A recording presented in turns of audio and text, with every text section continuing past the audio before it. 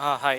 So Ayodhya Rama మందిరం open చేశారు కదా, ఎలా యా అంటే ఇది చాలా స్ట్రగుల్స్ తర్వాత, అంటే ఆల్మోస్ట్ 500 ఇయర్స్ తర్వాత మన ఏదైతే ఉందో మనం ఇంట్లో కొలుస్తాం, కానీ మనకంటూ స్వతంత్రంగా మన దేశంలో మనం ఉన్న హిందువులం అయినప్పటికీ కూడా మనము స్వతంత్రంగా జై శ్రీరామ్ అనడానికి లేకపోయింది.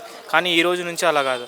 ఎప్పుడైతే 2014లో మోడీ గారు ఎప్పుడైతే చార్జ్ తీసుకున్నారో ఆ రోజు నుంచి తన కృషి దేశం పైన ఎలా ఉందో అయోధ్య రాముని యొక్క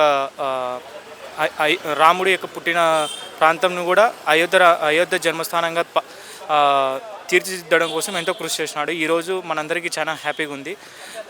I can say one thing like Ram Rajya begins, that's it, begins.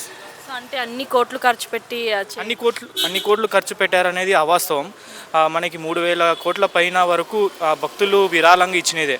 What ever that spread అయితే ఉందో ఇన్ని కోట్లు ఖర్చు పెట్టి అది ₹1 కూడా ప్రభుత్వం నుంచి రాలేదు.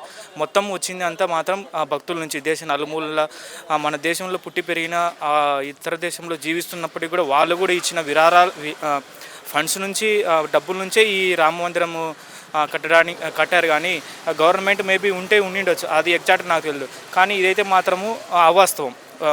కొంతమంది అంటున్నారు గుళ్ళు స్కూల్స్ కట్టచ్చు కదా, వాటర్ ప్లాంట్ కట్టచ్చు, అదన్నీ వాళ్ళు కట్టచ్చు. కానీ ఈ డబ్బు అయితే ఏదైతే వచ్చిందో అది మాత్రము స్వచ్ఛందంగా ప్రజల నుంచి వచ్చిన డబ్బుతోనే ఈ రామ మందిరం అనేది కట్టారు.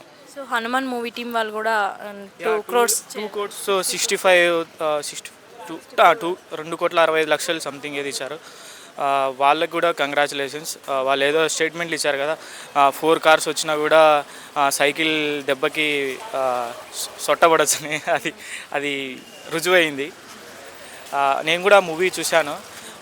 ఆయన ఏదైతే తీసుకున్నాడో 7 చిరంజీవిస్, అది చాలా గ్రేట్ థింగ్. ఇప్పుడున్న మన చిల్డ్రన్స్కి మన వాట్ ఈస్ దట్ కల్చర్ చెప్తూ మనది ఏంటిది అని సమాజంలో స్ప్రెడ్ చేయడం చాలా ఇంపార్టెంట్. అలాంటి సినిమాలు ఇంకా రావాలి అని కోరుకుంటాను. రాముని గురించి ఒక మాట అంటే truth, genuinity, true love, I can say, honest person, that's it.